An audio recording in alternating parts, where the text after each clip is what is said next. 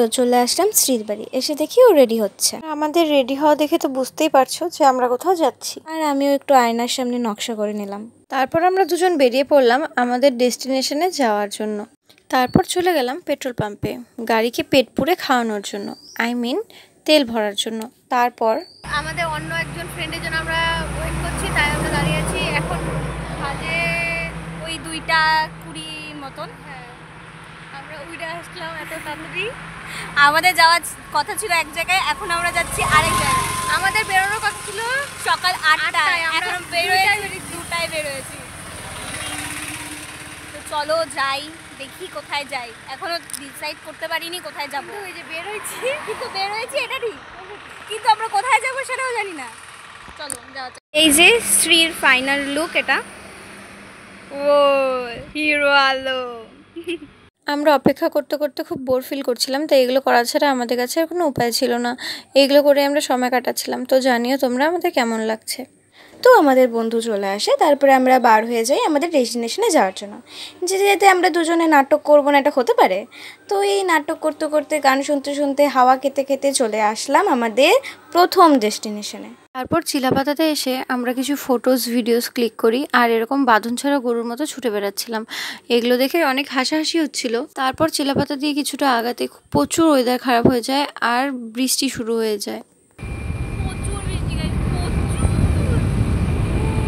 তারপর দেখি অবাক করা এক কাণ্ড। চিলাপাতা থেকে বার হয়ে হাসিমারার দিকে যেতে দেখি একদম ওয়েদার একদম ঠিকঠাক হয়ে গেছে, একদম রৌদ্র। হাই গাইস, প্রচুর বৃষ্টিতে ভিজে আমরা। ভাই ওখানে চিলাপাতাতে এত বৃষ্টি, এই যে আমাদের ফ্যান, এই যে প্যান্ট ভিজে গেছে, কিন্তু এখানে পুরো আকাশ সুন্দর, এখানে কোনো বৃষ্টি না। এটা কিরকম। তারপর বৃষ্টিতে ভিজে রোদে শুকিয়ে আমরা আমাদের সেকেন্ড ডেস্টিনেশনে বেরিয়ে গেলাম। আর যারা জয়গা অনেকবার গেছো তারা এই রাস্তাটা খুব ভালো করেই চেনো। এই রাস্তাটা খুব সুন্দর দেখতে, আমার খুব প্রিয়। ফাইনালি আমরা আমাদের ডেস্টিনেশনের খুব কাছে চলে এসেছি, আর কিছু দূর মাত্র।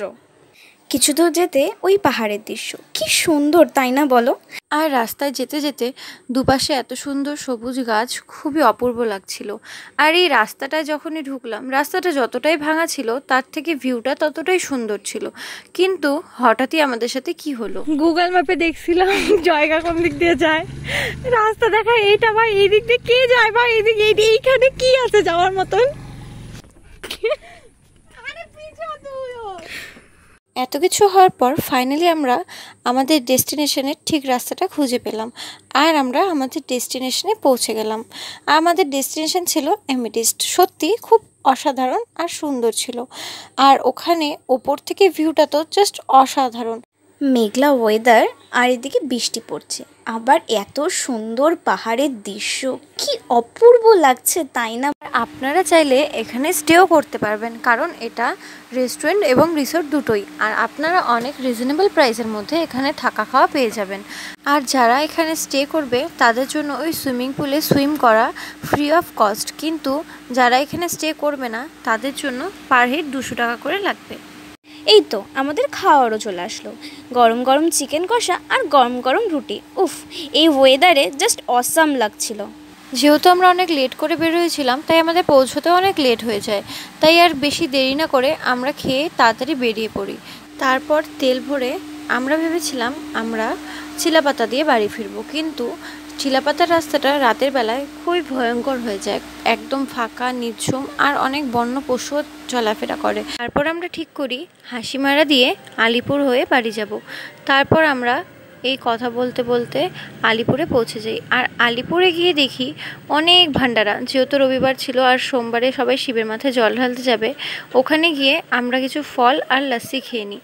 তারপরে আমরা আলিপুর থেকে বার হয়ে কোচবিহারেও পৌঁছে গেলাম। তারপর কোচবিহারে এসে চা খেয়ে বাড়ি চলে যাই। তো আজকের ব্লগটা এতটুকুই। ভালো লাগলে লাইক, কমেন্ট, সাবস্ক্রাইব।